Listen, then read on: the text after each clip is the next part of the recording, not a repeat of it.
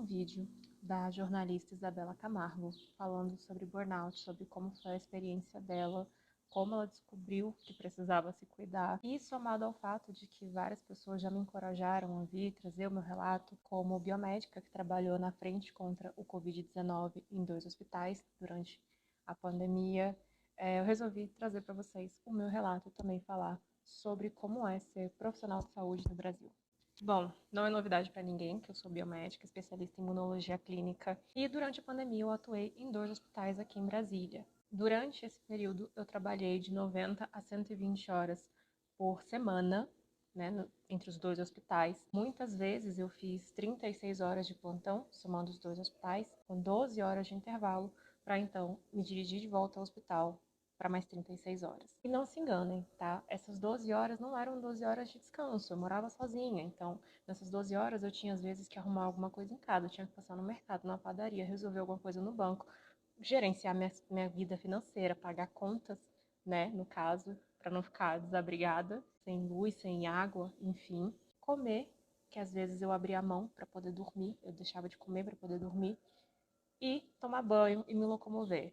Mais ou menos 1 hora de ida, 1 hora de volta. E aí, é óbvio que ali em meados de 2021, a minha saúde já estava em frangalhos. Eu tinha crises de enxaqueca constantes que não passavam por nada.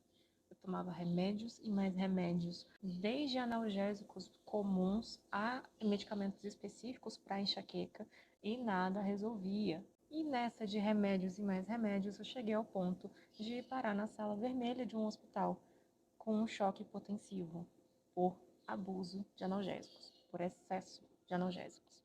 Além das crises de enxaqueca, eu estava constantemente exausta, eu estava mentalmente mal. Eu cheguei a dormir no volante, indo de um hospital para o outro, de exaustão. Eu estava constantemente exausta e eu comecei a achar que eu estava com depressão. E aí eu comecei o acompanhamento psicológico, isso ainda em 2021.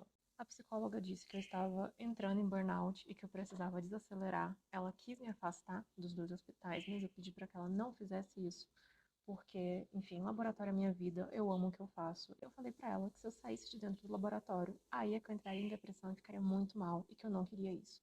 E ela me entendeu, decidiu então que eu ficaria em acompanhamento, mas que eu deveria mudar algumas coisas. A psicóloga me deu como missão voltar a fazer coisas que fossem benéficas para mim, que eu gostasse de fazer, voltar a me exercitar, as academias estavam reabrindo, os aeroportos estavam reabrindo, ainda assim eu só voltei a viajar em 2022. Ela me fez jurar que eu ia fazer coisas que eu gostasse e que aliviassem o meu estresse. Acontece que justamente por não ter tempo ou estar sempre exausta nos breves intervalos em que eu não estava nos hospitais, eu abandonei o acompanhamento psicológico. E assim eu fui seguindo, trabalhando nos 2 hospitais. No final de 2021, eu já não aguentava mais. Eu cheguei num nível em que eu tinha crises de choro dirigindo para um dos hospitais e eu falei, não, não dá mais.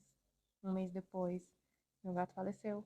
Um mês depois, eu fui internada com uma amidalite por uma bactéria multiresistente, provavelmente adquirida em um dos hospitais. Então, eu retomei o acompanhamento psicológico, já estando em apenas um hospital. Porém, 2 meses depois, o laboratório passou por um corte gigantesco de custos e eu fui mandada embora, juntamente com mais da metade da equipe. E isso é só o que as pessoas à minha volta sabem que aconteceu. O que eu vou trazer na parte 2 desse vídeo vai chocar tanto os meus familiares quanto os amigos mais próximos. Mas o que eu quero trazer nesse vídeo aqui é: não negligenciem a saúde mental de vocês.